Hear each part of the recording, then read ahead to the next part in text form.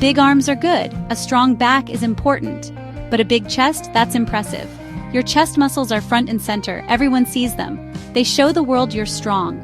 We're talking about the pectoralis major, the big muscle across your chest. It helps you push, it helps you hug, it makes you look powerful. To build a big chest, you need the right exercises. You need exercises that work the entire muscle. Exercises like dumbbell flies. Flies are different. They isolate the chest. They make it work hard. They give you that full, round look we all want. Imagine two doors swinging open. That's what your arms do during flies. This movement targets the pecs in a special way. Why? Because flies focus on horizontal adduction. This means bringing your arms together in front of you.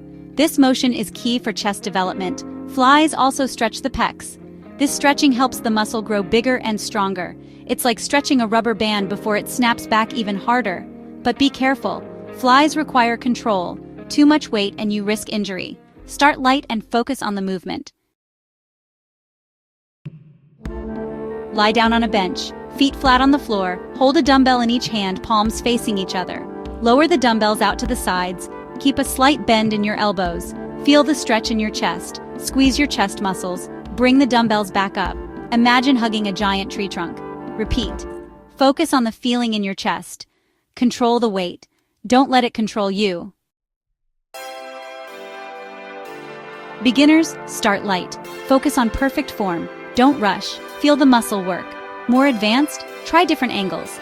Incline flies work the upper chest. Decline flies hit the lower chest. Control is key.